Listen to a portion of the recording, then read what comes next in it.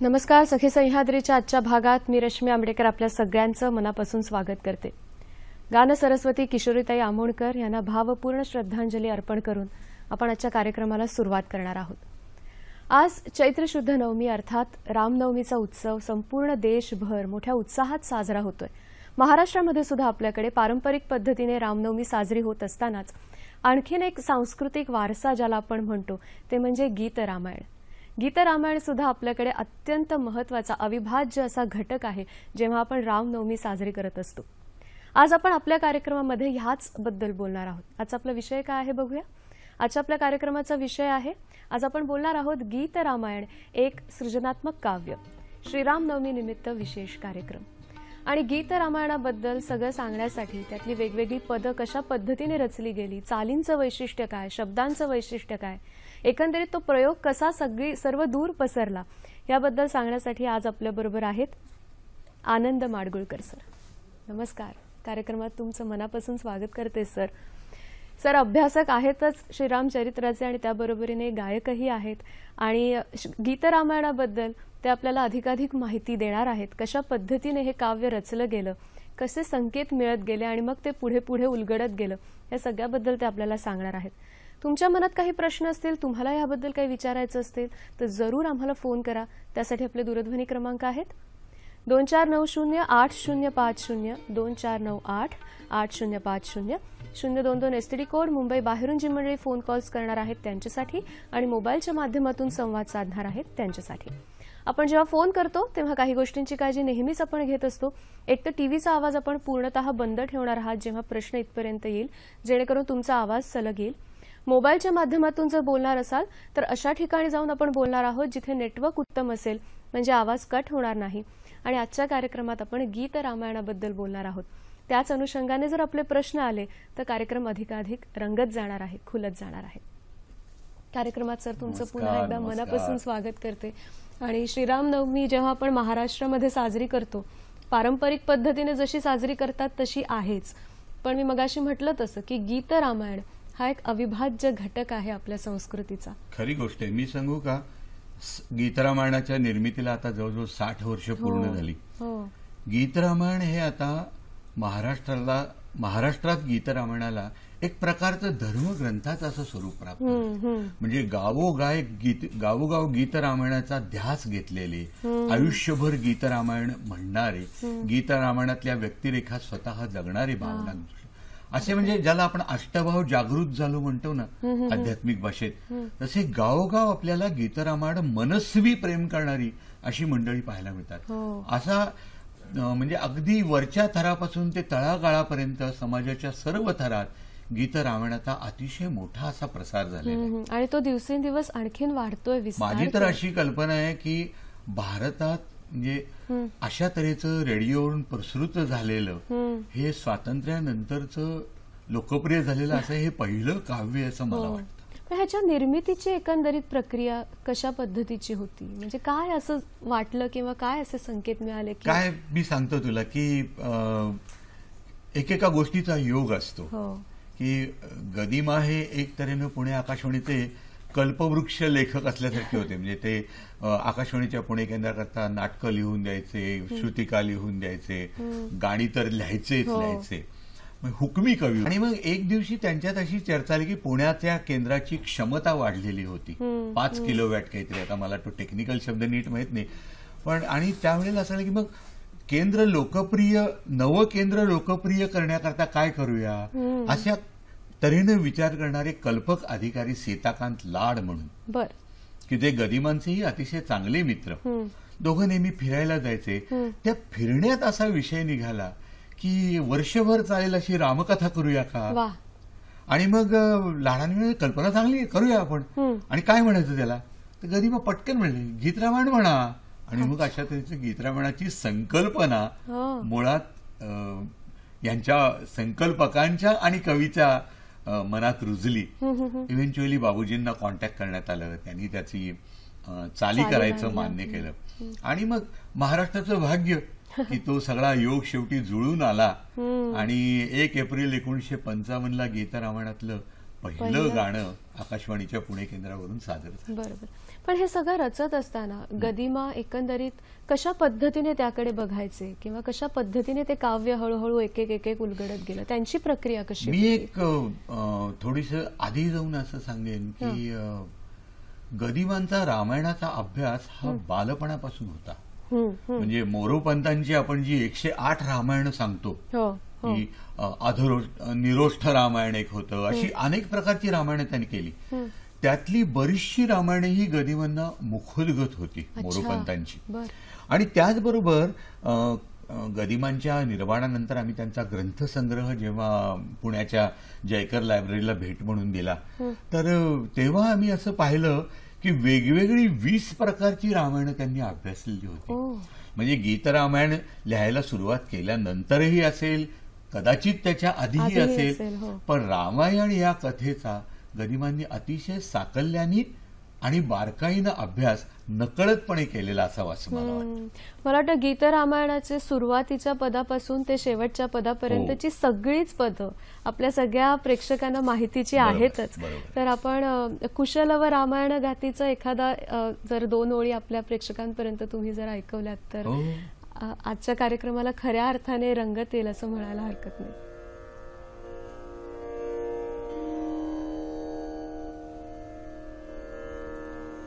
स्वये श्री राम प्रभु ऐकती, स्वये श्री राम प्रभु ऐकती, कुशलव रामायण गाती, कुशलव रामायण गाती.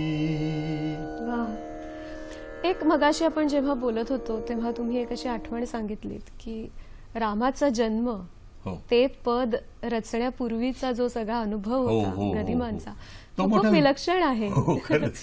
कारण त्या काळात काय होतं की गदिमा स्वतः आणि बाबूजी तथा सुधीर फडके हे दोघंही मराठी चित्रपटाच्या व्यवसायात अत्यंत बिझी होते. हो. म्हणजे गदिमांचं तर मी हे स्वतः पाहिलेलं आहे, कारण मी त्याचा साक्षीदार आहे की गदिमा एकेका वेळेला 3-3 चित्रपट लिहित असायचे. म्हणजे सकाळी एका निर्मात्याची गाडी, दुपारी एका निर्मात्याची गाडी आणि संध्याकाळी सुद्धा कोणाबरोबर ती सिटिंग, हो. अशा प्रकारे.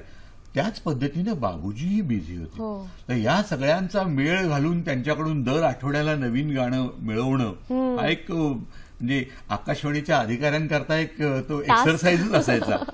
परंतु रामजन्माचं गाणं लिहिण्याकरता म्हणून गदिमा तातडीनं मुंबईहून पुण्याला आले. अच्छा. बरं का, कारण रामजन्माचं गाणं दुसऱ्या दिवशी ते ब्रॉडकास्ट होणार होतं. बर, ओके. गदिमा आले आणि आमच्या पंचवटीच्या मागे एक अतिशय सुंदर असा एक तुळशी कट्टा आहे.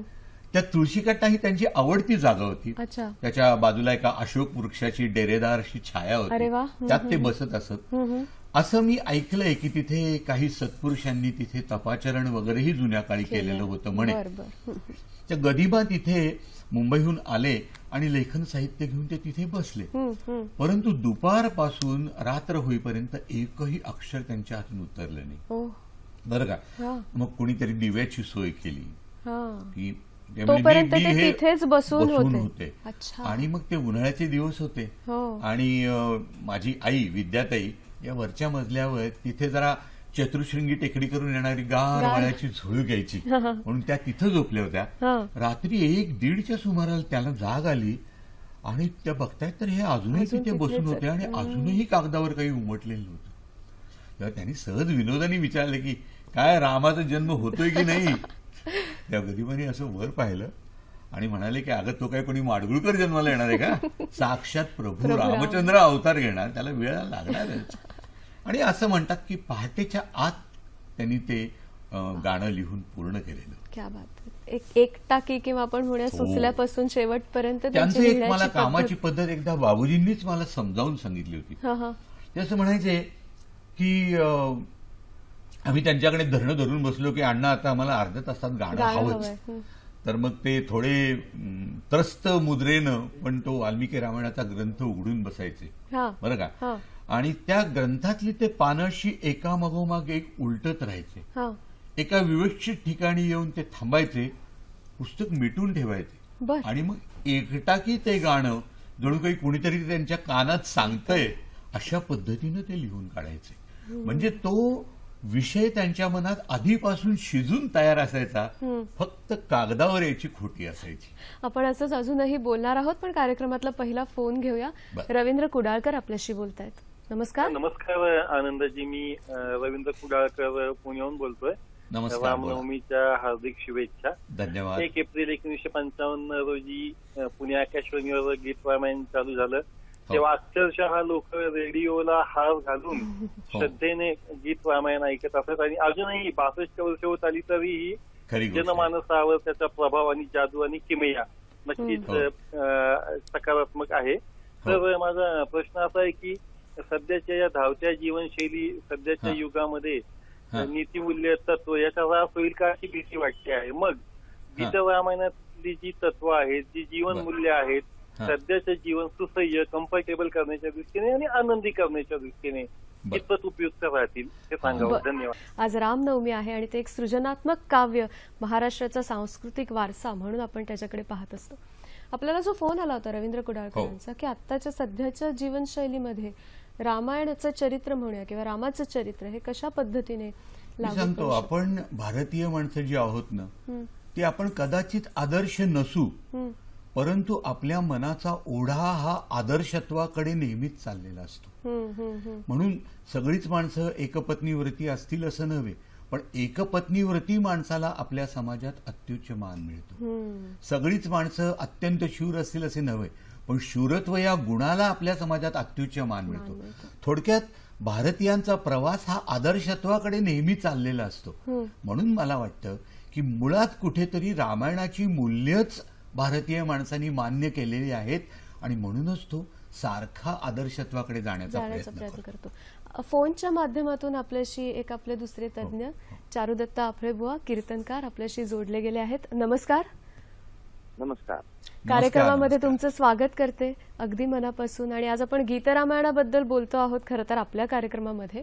पण मला तुम्हाला असं विचारायचं आहे की श्रीरामाने त्याच्या संपूर्ण आयुष्यामध्ये वेगवेगळी नाती खूप सुंदर पद्धतीने सांभाळलीत, जपलीत. तर त्याच्याबद्दल सर तुम्ही काय सांगाल? त्याचा आताशी आपण कसा संदर्भ जोडून घेऊ शकतो?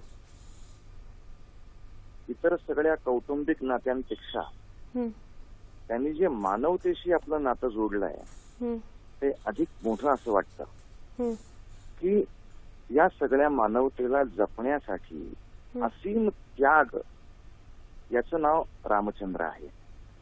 राम आणि रावण यांची एकेका वाक्यात व्याख्या करायची झाली तर मग समाजाच्या सुखासाठी स्वतःला वाटेल तेवढं दुःख घेणारा तो राम असतो आणि स्वतःच्या सुखासाठी समाजाला वाटेल ते दुःख द्यायला तयार असणारा तो रावण असतो. तेव्हा हा त्यातला मानवतेशी असलेला संबंध आहे, हा फार महत्वाचा आहे. आज सुद्धा रामचंद्रांचा हा आदर्श डोळ्यासमोर ठेवून ज्याच्यामुळे समाजाचं कल्याण होईल त्यासाठी मी काहीतरी त्याग करायला सिद्ध व्हायला पाहिजे. जसं रामचंद्रांनी समाजाच्या कल्याणासाठी संरक्षणाला उभं राहिले, ते त्यांच्या संवर्धनाला उभे राहिले, तशा तऱ्हेनं आज तरुण पिढीनं समाजाच्या रक्षणासाठी, संस्कारासाठी असं जर त्याच्या मागे उभं राहिलं तर एक वेगळा राम आदर्श आपण पाळल्यासारखं होईल. इतरही अनेक नाती त्यांनी सांभाळलीच. म्हणजे ते विश्वामित्रांचे शिष्य होते, या दृष्टीनं आपल्या गुरुची जी इच्छा आहे ती त्यांनी पूर्ण केली, त्यांचा यज्ञ पूर्ण करून दिला. हा सुद्धा एक वेगळा आदर्श आहे की आपल्या शिक्षकांच्या मनामध्ये जे आहे की आपले विद्यार्थी कसे व्हावेत, आपल्या संतांच्या मनात जसं आहे की आपले हे सगळे पुढचे भक्तजन कसे वागावेत, त्याप्रमाणे आपण जर आपल्या गुरूंना आनंद देण्यासारखं वागलो तर आपण रामासारखं वागलो असं म्हणता येईल. खरंच आई वडिलांच्या बद्दल त्यांनी हाच सगळा नियम पाळलेला आहे की वडिलांनी वचन दिलं आहे आणि आईची इच्छा आहे तर ती पूर्ण करण्यासाठी मला वनवास पत्करायला लागला तरी त्याच्यामध्ये मी आनंदाने त्याचा स्वीकार केला पाहिजे. काहीतरी डोक्यावर दिल्यासारखं करण्यामध्ये मजा नाही. त्याही कृत्यामध्ये, त्याही वनवासामध्ये ऋषीमुनींची सेवा आहे, त्यांचं रक्षण करण्याची संधी मला मिळणार आहे आणि भरताला राज्य करण्याची संधी देता येणार आहे. याच्यामध्ये मला बंधुभावाचं बंधुप्रेमही आहे आणि बाबांनी दिलेला शब्द मला पाळता येतोय याचा आनंद आहे. अगदी खरं. नाही तर अलीकडच्या काळामध्ये होतं असं की एखाद्या वेळेला आपण जर सांगितलं किंवा आमची एक सामाजिक संस्था आहे, तुमच्या वडिलांनी आम्हाला थोडा असा शब्द दिला होता की एवढ्या रकमेची आम्ही मदत करू, तर नवीन माणसं म्हणतात नाही नाही आमचा काही संबंध नाही, आता बाबा आमचे गेले तिकडे जाण त्यांना विचारा काय तुम्हाला पैसे द्यायचे ते, मी काय करत नाही त्यातलं. आपले महाराज आज आपल्या बरोबर आनंद माडगुळकर सुद्धा आपल्या या चर्चेमध्ये आहेत. तुम्हाला काय वाटतं आता हे सगळं सांगतायत ते? मला असं वाटतं की मी जे एक थोडंसं मत मांडलं की खरोखरीच आदर्शत्वाची सगळी तत्व ही श्रीरामांपासूनच उत्पन्न झाली आहेत असं मला अगदी मनापासून वाटतं. आणि कळत नकळत इव्हन मी तुम्हाला एक गंमत म्हणून सांगतो चारुदत्तजी, आपल्याला सुद्धा बघा तपासून आपण की प्रत्येक भारतीय चित्रपट, प्रत्येक हिंदी चित्रपट हा सुद्धा मूलतः रामायणावरच आधारित असतो. त्यातही बघा एक नायक असतो, एक नायिका असते, एक रावणी वेगळ्या वेगळ्या स्वरूपात असतो आणि अंती रामाचा विजय होतो शेवटी. बरोबर. आपल्या आदिवासीमुळे रामायणच खेळलेलं आहे असं मला मनापासून सांगायचंय. अजून पुढे वडिलांच्या नात्याबद्दल सर आता आपण बोललो, त्याबरोबरीने एक बंधू प्रेम आहे किंवा बंधूंबरोबरचं नातं आहे किंवा मित्राबरोबरचं नातं. बरोबर. त्यांनी गुहकाशी म्हणजे त्या नावाड्याशी जी मैत्री केली, जे प्रेम त्याला दिलं, त्यामुळे तो नावाडी नुसता त्याचा मित्र नाही, उद्या त्याचा रक्षक म्हणूनही उभा राहिला. खरी गोष्ट. त्याचबरोबर सुग्रीवाला जे त्यांनी प्रेम दिलं की मैत्री या शब्दाचा अर्थ असा नव्हे की आम्ही काय बाबा कॅरम पुरते मित्र आहोत, आम्ही काय पत्त्यापुरते मित्र आहोत, बाकीच्या वेळेला तो काय करतो त्याच्याशी मला काय करायचंय, अशी मैत्री नाही आहे. जेव्हा त्या सगळ्या आचरणामध्ये सुग्रीव चुकला, सुग्रीवाकडनं काही उणीवा झाल्या, तेव्हा रामचंद्रांनी नम्र भाषेत का होईना पण त्याची कानोघटी केली. सुग्रीव असं चांगलं नाही. बरोबर. आणि असं वेडं धाडस केलंस, तू असा प्राणाला मुकलास तर रामासारख्या तुझ्या मित्राला एक चांगला मित्र गमवावा लागेल. ह्या दुःखाची तुला कल्पना आहे का? मला वाटतं हा सौम्य शब्दामध्ये प्रेमाने सगळ्या गोष्टी सांगता येणं ही मला वाटतं आता खऱ्या अर्थाने काळाची गरज झाली. प्रत्येकच नात्याचा आपण जेव्हा विचार करतोय तेव्हा आपले महाराज आमच्याशी अलीकडच्या पिढीतली मुलं एरोगेंटली सांगतात. हो, अगदी खरं म्हणून सांगतात, विनंती असं करतच नाहीत. बरोबर. किंवा प्रश्नाला उत्तर म्हणून प्रतिप्रश्न करतात. जेवायला येणारेच का तर हो म्हणत नाहीत, मग काय करू असं काहीतरी ते येतं अंगावरती उत्तर. बरोबर. नम्रपणे सुद्धा काही गोष्टी खूप छान पद्धतीने सांगतात. तुम्ही आमच्याशी या चर्चेमध्ये जोडले गेलात आणि ह्या सगळ्या नात्यांबद्दल आणि या चरित्राबद्दल आमच्याशी बोललात, त्याबद्दल तुमचे मनापासून आभार मानते. दूरदर्शन आणि सखी सह्याद्रीच्या वतीने मनापासून आभार. तुम्ही संधी मला तिथे बोलण्याची दिली म्हणून आपलेही सगळ्यांचे आभार. धन्यवाद. धन्यवाद. आता त्याने जो सुग्रीवाचा प्रसंगाचं वर्णन केलं तर ह्याच्यामध्ये खूप छान कौशल्य सुद्धा आहे ना. अशा पद्धतीने चारुलताजींनी सांगितलं तसं सौम्य भाषेत तर त्यांनी सांगितलंच, पण सौम्य भाषेतली का होईना पण ही एक प्रकारची कानवडणी होती. आणि त्यात जी काही त्रिकालाबाधित अशी व्यवस्थापन सत्य आहेत ती गदिमांनी मांडली आहे किंवा मी थोडंसं पुढे जाऊन असं म्हणेन की वाल्मिकींनी मांडली असावीत.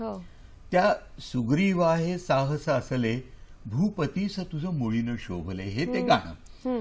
आणि त्यात एका कडव्यात गदिमा असं म्हणतात की विचारल्याविन मला बिभीषणा, विचारल्याविन मला बिभीषणा, सांगितल्याविन नला लक्ष्मणा, कुणान देता पुसट कल्पना, उड्डाणात व धाडस धजले.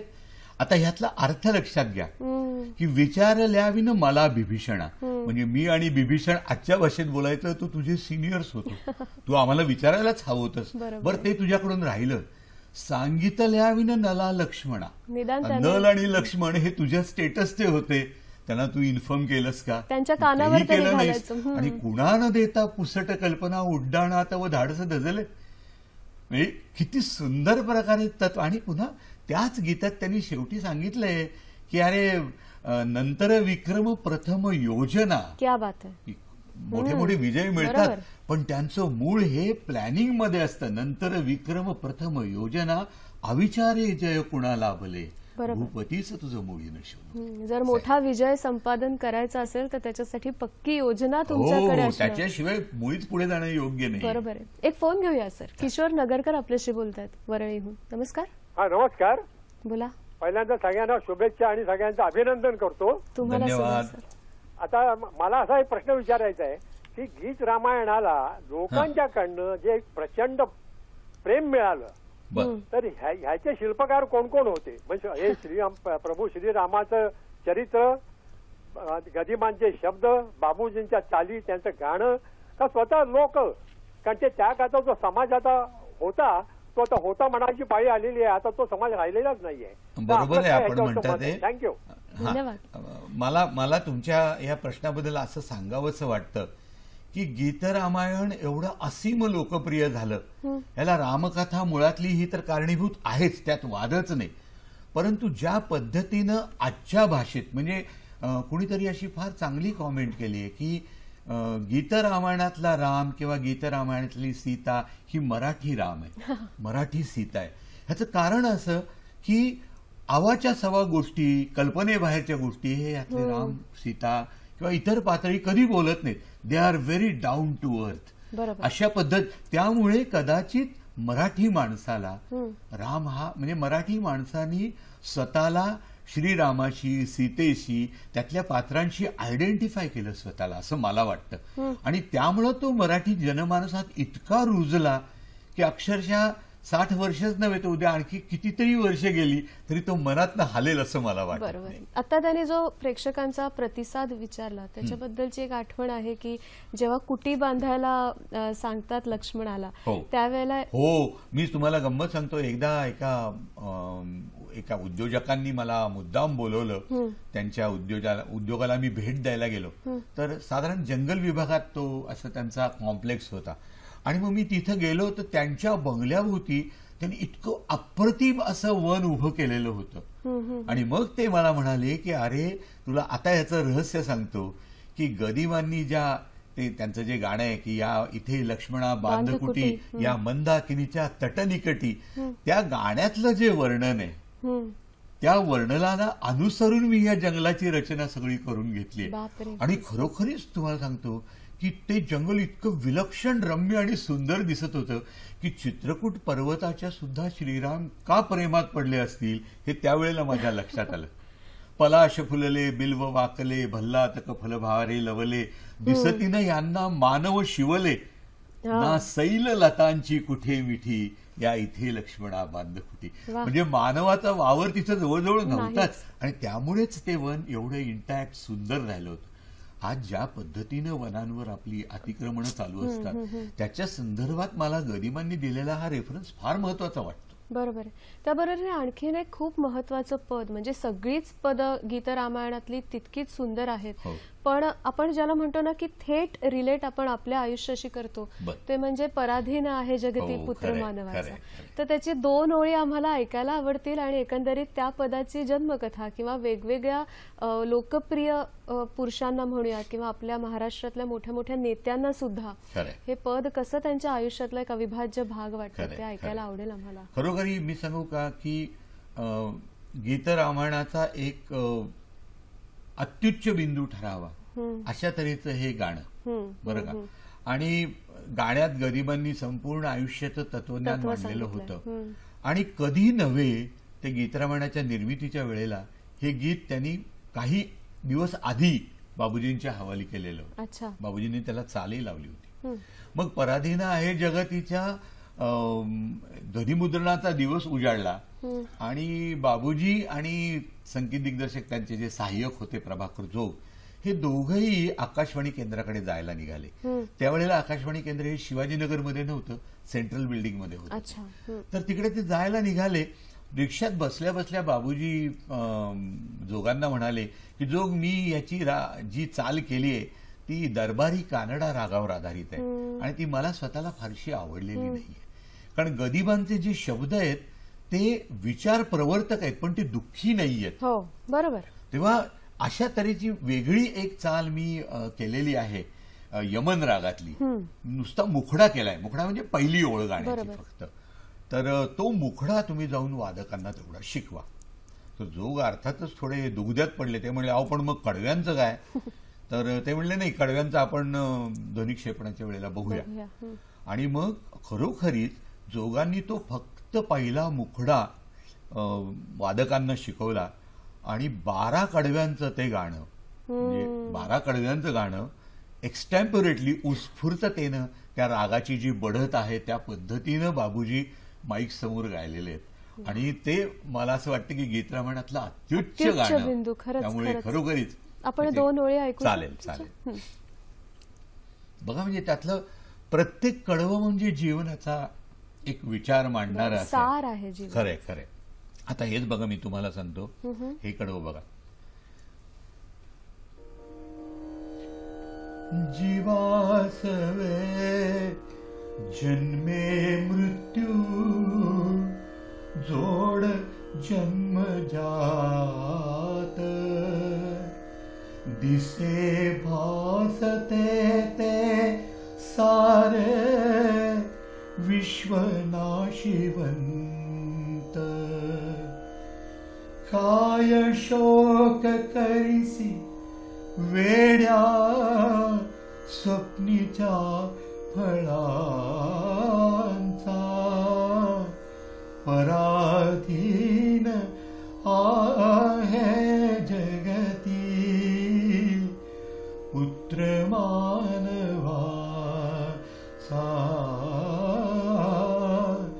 दोषणा कुणाचा. बघा आपण खरोखरीच आपण म्हणजे मी तर असं ऐकलंय की भारतातल्या काही जमातींमध्ये ही पद्धत आहे बरं का, की घरात नवीन बाळाचा जन्म झाला की घराबाहेर एक छोटासा खड्डा खणून ठेवतात.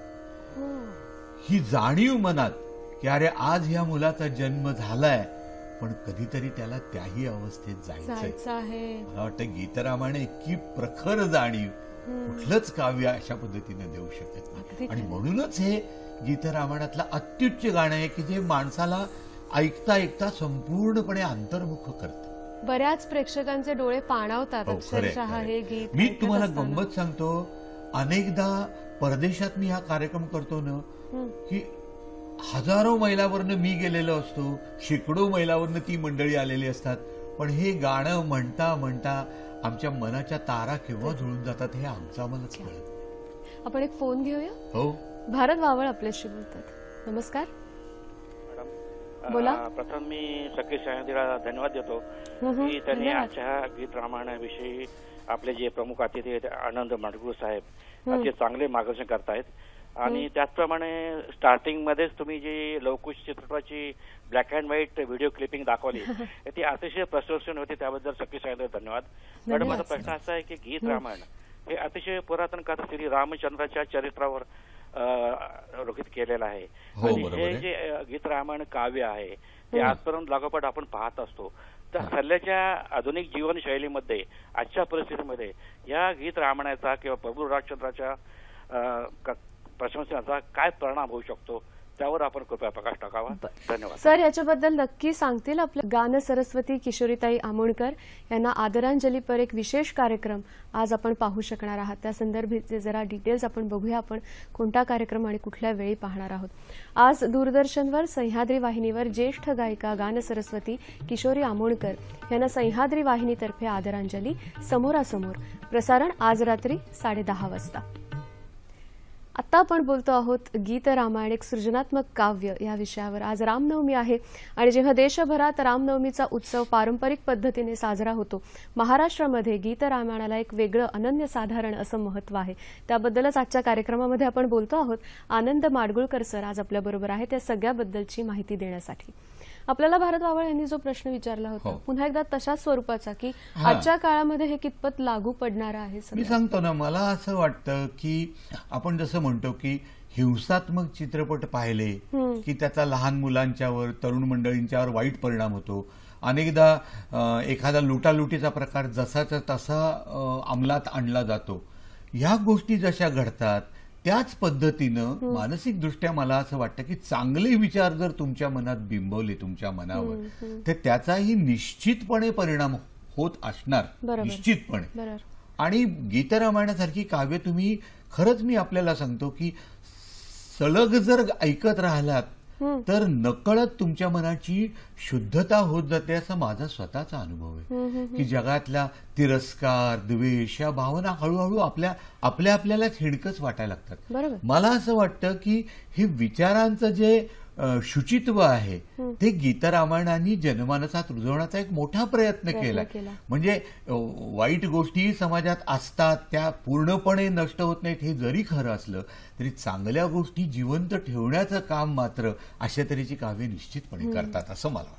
यातली पद सगळी ह्याच्या रचना किंवा जी लिहिली ज्या पद्धतीने आहे त्याच पद्धतीने काही पदांच्या चाली सुद्धा तितक्याच वैशिष्ट्यपूर्ण आहेत. संपूर्ण चित्र डोळ्यासमोर उभं करणं. बरोबर. तर त्याच्याबद्दल तुम्ही काय सांगाल? मी सांगतो ना की आता उदाहरणार्थ गुह श्रीरामादिकांना गंगा पार पोचवतो हे जे गाणे आहे अतिशय सुंदर गाणे. नकोस नौके परत फिरू ग, नकोस गंगे उर भरू, श्रीरामांचे नाम गातया श्रीरामाला पार करू. आता बाबूजींनी ह्याची लय थोडीशी द्रुत लय आहे बरं का, आणि समूह गीत असल्यामुळे आपोआपच गाताना जोश येतो. परंतु मला आठवतंय एका स्पर्धेच्या वेळेला असा एक माझ्या दृष्टीनं तो भाग्ययोग होता की बाबूजी आणि मी असे आम्ही दोघं जण त्याचे परीक्षक होतो बरं का त्या स्पर्धेचे. आणि नेहमीप्रमाणे हे गाणं एका ग्रुपनं अतिशय जोशात सादर केलं, अत्यंत द्रुतलयीत, आरडून ओरडून जणू काही ते उत्साहाने नावाडी वल्लवतात. नंतर बाबूजींनी त्यांना शाबासकी दिली त्यांच्या गाणं म्हणण्याबद्दल. पण मग त्यांना ते म्हणाले की एक तुम्ही लक्षात घ्या की या गाण्याचे शब्द काय. गुह म्हणतोय ही दैवाची उलटी रेघ, ही दैवाची उलटी रेघ, माथ्यावरचा ढळवू मेघ, म्हणजे आपल्याला जे श्रीरामांनी आपल्या माथ्यावर जो आश्रय धरलेला आहे तो आपण आपल्या हाताने दूर करतोय. भाग्य आपुले आपुल्या हाते आपुल्यापासून दूर करू. म्हणजे मी तुम्हाला सांगतो की जर तुम्ही सूक्ष्म छटांचा जर अभ्यास केलात तर ह्या चालीमध्ये श्रीरामांचा आपल्याला 14 वर्ष विरह होणार आहे ही दुःखाची छटा सुद्धा आहे. आणि बाबूजी स्वतः जेव्हा म्हणत असत तेव्हा ही छटा सुद्धा त्यांच्या गाण्यातनं अतिशय प्रकर्षानं स्पष्ट होत असं असं मला आठवतं. अजून एक असं सादरीकरण म्हणजे बाबूजी जेव्हा कार्यक्रम करायचे तेव्हा काही काही पदांचं सादरीकरण फार विलक्षण असायचं त्यांचं. हो आहे ना. उदाहरणार्थ मी तुम्हाला सांगतो की भरतानं आपल्या आईला संतापून बोललेलं ते जे गाणं आहे मातानं तू वैरिणी, त्या गाण्याचं बाबूजींचं सादरीकरण म्हणजे आपण नेहमी म्हणतो ना, मी सुरुवातीला सुद्धा सांगितलं की अष्टसात्विक भाव त्यांच्या मनात जागृत व्हायचे. मग रामाचं गाणं गाताना ते स्वतः श्रीराम म्हणजे मी हे स्वतः अनुभवलेलं आहे की श्रीरामाचं गाणं गाताना ते स्वतः श्रीराम व्हायचे, भरताचं गाणं गाताना भरत व्हायचे. तर त्यावेळेचा संतापलेला भरत ते ज्या पद्धतीनं उभा करायचे. आपण 2 ओळी ऐकू शकाल या संदर्भात? हो अर्थात तेवढा संताप मी आता दाखवणं अवघड आहे. बाबूजी ते बाबूजी बरोबर आहे.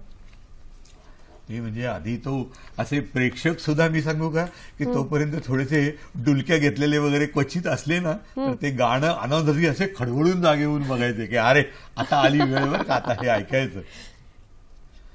मातान तू वैरिणी मातान तू वैरिणी अश्वपतींची नव्हेच कन्या नव्हेच माझी माय धर्मात्म्याच्या वंशी कृत्या निपदे नांदे काय वधनाथाचा करील मूढे पतिव्रता का कुणी मातान तू वैरिणी मातान तू वैरिणी मातान तू वैरिणी.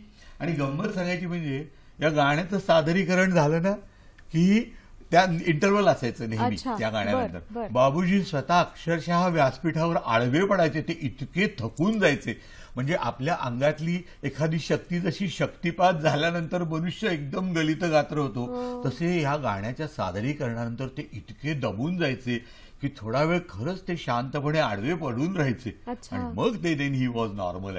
म्हणजे त्या संतापाच्या उद्रेकातनं बाहेर पडायला त्यांना सुद्धा थोडासा वेळ लागायचा. भरताच्या वेगवेगळ्या छटा म्हणजे त्याने जे जे काही अनुभवलं त्याच्या आयुष्यामध्ये सुद्धा खूप मोठी स्थित्यंतर झालेली. तर त्याने जे वेगवेगळं अनुभवलं त्या वेगवेगळी पदं आहेत. भरताचं जे दुसरं पद आहे ज्याच्यामध्ये त्याला ते खरंच म्हणजे तात गेले माय गेली भरत आता पोरका मागणे हे एक रामा आपुल्या द्या पादुका हे ते पद. तर मी तुम्हाला सहज माझाच एक अनुभव सांगतो की एकदा या कार्यक्रमात मी हे पद सादर केल्यानंतर एक प्रेक्षक मला म्हणाला की अहो हे पद भरत ज्या वेळेला म्हणतोय त्यावेळेला त्याची आई खरं तर जिवंत आहे कैकेयी. हो ना. मग तो तात गेले माय गेली भरत आता पोरका असं का म्हणतोय. तर क्षणभर मी सुद्धा विचारात पडलो असं त्यांनी का म्हटलं असेल. पण नंतर माझ्या लक्षात आलं की कुपुत्र म्हणतील मला कैकेयी माता दोघी जणी तो असं म्हणतोय. म्हणजे तो कैकेयीला आता आपली आई मानायला तयारच नाहीये. त्याच्या दृष्टीनं आई मेली खलास झाली. मला आता आई 2च आहेत फक्त त्या म्हणजे सुमित्रा आणि कौशल्या. हा संताप त्या गाण्यातनं व्यक्त व्हायचा. तसंच इथे सुद्धा त्याचं पोरकेपण हे त्याच्या शब्दातनं इतक्या चांगल्या तऱ्हेनं गदिमांनी व्यक्त केलेलं होतं. आणि ती चाल सुद्धा बाबूजी इतक्या अप्रतिम तरी माझ्या तर मी तुम्हाला सांगू का की ते गाणं ऐकता ऐकता अनेकदा माझ्या डोळ्यातनं अश्रूंच्या धारा लागायचं. मी तुम्हाला सांगतो आपण शक्य झालं तर नंतर ते आपण 2 ओळी नक्की त्याच्या ऐकूया. आपण घेऊया का? डॉक्टर प्राजक्ता मुळे आपल्याशी बोलतायत. नमस्कार. हा मी बोलू का? बोला ना. हा मी डॉक्टर प्राजक्ता मुळे मुलुंडहून बोलतेय. नमस्कार सर. तुम्ही ज्या आठवणी सांगताय ना त्याच्यातून आता सुद्धा डोळ्यातून पाणीच येतंय खरं सांगते. इतकं म्हणजे भले वेळा ऐकलं असेल. एनिवे मला असं म्हणायचं तुम्ही तर सुद्धा किती प्रतिभावान आहात. तर तुम्ही तुमची प्रतिभा तुमच्या गाण्याच्या कार्यक्रमात या गीत रामायणाच्या कशा पद्धतीने दाखवता म्हणजे असं मला म्हणायचं नाहीये. दाखवत असालच नक्की पण आम्हाला एक त्याची एखादी झलक दाखवली तर फार चांगलं होईल. आणि मला फार आनंद झाला की आज तुमच्यासारखं व्यक्तिमत्व सह्याद्रीने बोलावलं. तुमची आत्या ज्या गावी राहायची ना तिथे माझी पण आत्या राहायची, त्यामुळे आम्हाला ते दिवस आठवत लहानपणीचे. आणि तुमचे दोस्त रामदेव हा माझा आत्ते भाऊ आहे. धन्यवाद धन्यवाद. गीत रामायणाचे कार्यक्रम तुम्ही सुद्धा केलेले आहेत, तो तुमचा सगळा अनुभव कसा होता, आणि मग आपण त्या भरताच्या पदाकडे सुद्धा.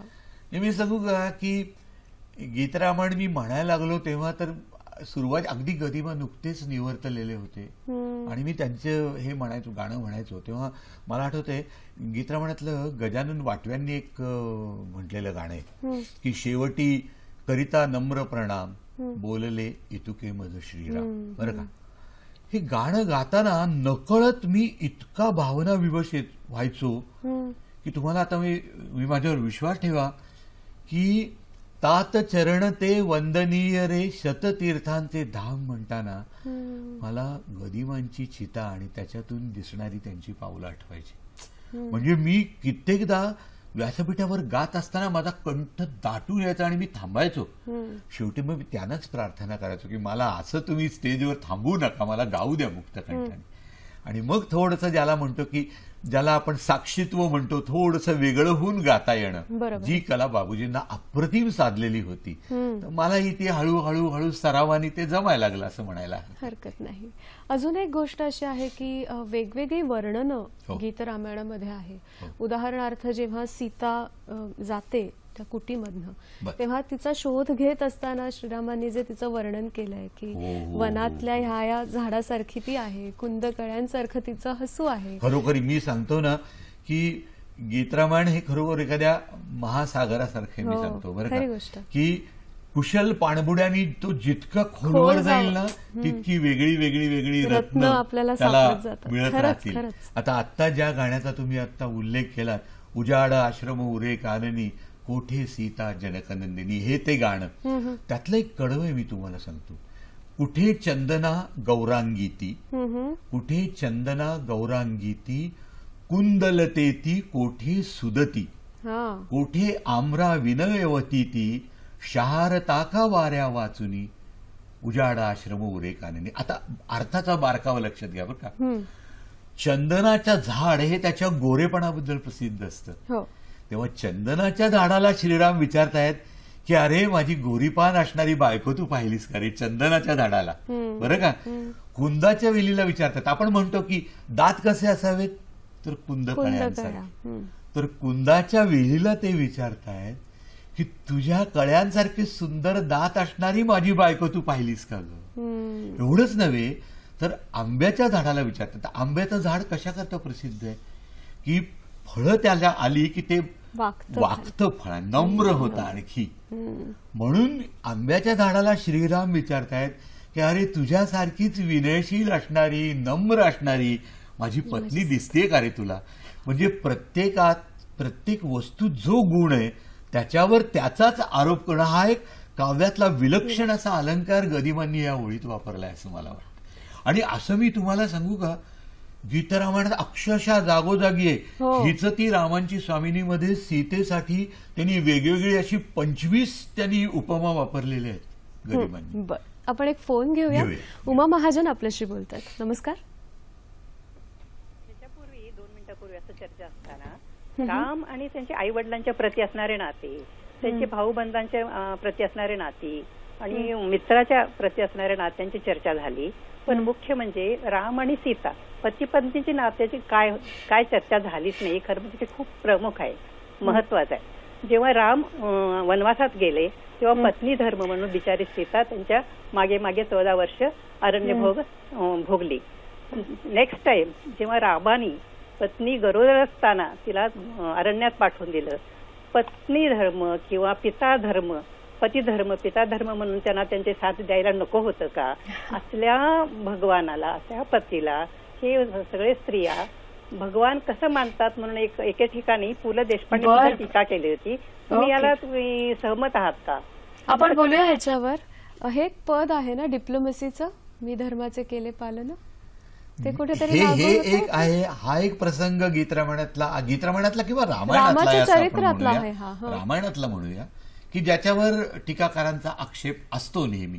दुसरा असाच प्रसंग की अग्नीनं शुद्धत्वाची खात्री देऊन सुद्धा श्रीरामानी सीतेचा पुन्हा एकदा त्याग का केला, हाही प्रश्न अनेक आक्षेप रामायणाच्या कथानकावर जे आक्षेप घेतात ते असंही घेतात. पण मला असं वाटतं की हे लक्षात ठेवलं पाहिजे की सीतेचा श्रीरामानी अग्निदिव्यानंतर सुद्धा त्याग केला हे जरी खरं असलं तरी नंतरची 12 वर्ष म्हणजे सीतेची पुन्हा भेट होईपर्यंत, कुशल व 12 वर्षाचे होईपर्यंत त्यांनी स्वतः कधीही विवाहाचा विचार सुद्धा मनात आणलेला नाहीये कधी. म्हणजे त्या यज्ञाच्या वेळेला श्रीराम जेव्हा यज्ञासाठी बसले तेव्हा सीतेची सोन्याची मूर्ती करून बाजूला ठेवलेली आहे.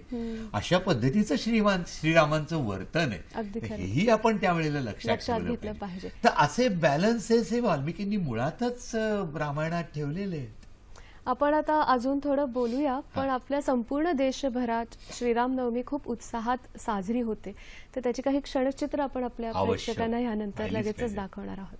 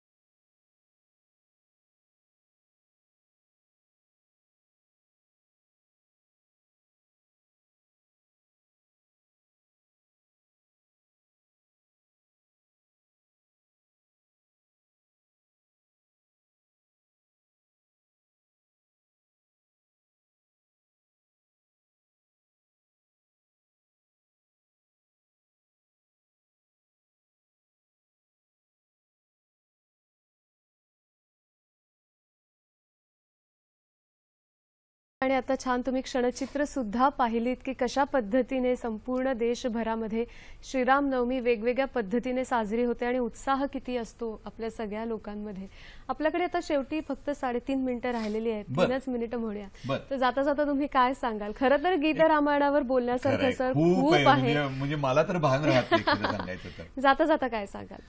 मी सांगतो तुम्हाला की गीत रामायणात खरं तर मूळ ही 52 गीतांची सिरियल होती खरं तर, पण 52वं म्हणजे गीत रेकॉर्ड झालं आणि या लोकांच्या लक्षात आलं की अधिक महिना आहे, त्यामुळे 4 गाणी आणखी करणं आवश्यक होतं.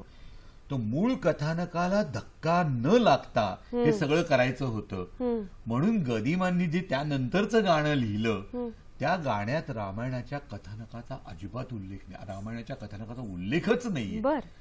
ते निखळ श्रीरामाविषयीचं एक भक्तिगीत आहे. आपण जाता जाता हेच ऐकूया का आपल्या सगळ्या प्रेक्षकांना? चालेल. आणि माझंही अत्यंत आवडतं गाणं आहे की रामायण गायकांनी कसं वागावं, त्याचं वर्तन कसं असावं, त्याची श्रद्धा कशी असावी, हे सगळं जणू काही या गीतात हनुमंताच्या मुखाने गदिमांनी वदवलेलं आहे.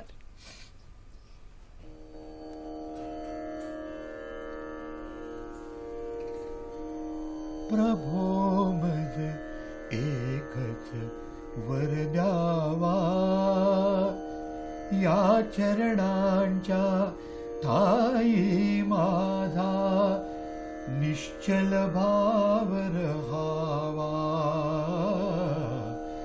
एकच वर द्यावा, कधी न चळावे चंचल हे मन, श्रीरामाया चरणापासून जोवरी भूवर रामकथानक तोवरी जन्म असावा. एकच वर द्यावा, प्रभो मज एकच वर द्यावा. आपल्याकडे सर वेळेची मर्यादा आहे, नाहीतर हा प्रवास असा सतत सुरू राहील. आजचा कार्यक्रम आपल्याला कसा वाटला आमच्यापर्यंत जरूर पोहोचवा. 2 माध्यम आहेत. फेसबुक पेजला तुम्ही व्हिजिट करू शकता किंवा आम्हाला ईमेल सुद्धा पाठवू शकता. फेसबुक पेजला व्हिजिट करण्यासाठी www.sakhisayhadri/facebook .com हा आपला तो आयडी आहे .dd, तिथे तुम्ही जाऊ शकता.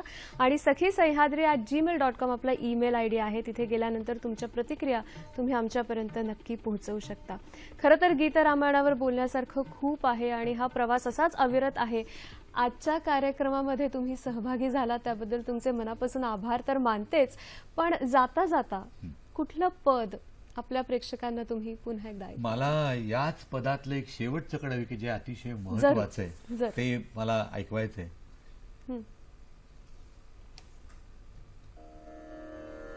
जोवरी हे जग जोवरी भाषण तोवरी नूतन नितरामायण सप्तस्वराने रामकथेचा लाभ मला द्यावा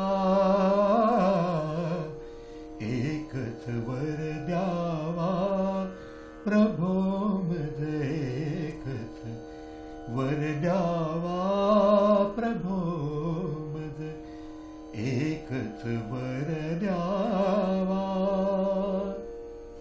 इकडे आलात आणि इतकी छान माहिती आम्हाला दिली, तितके वेगवेगळे अनुभव आमच्या बरोबर शेअर केले. तुमचे मनापासून आभार मानते. मी कृतार्थ झालो खरं सांगायचं तरी माहिती सांगून. धन्यवाद. पुन्हा आपली भेट होईलच नव्या कार्यक्रमात नव्या विषयासह. आज आपण इथेच थांबतोय. नमस्कार.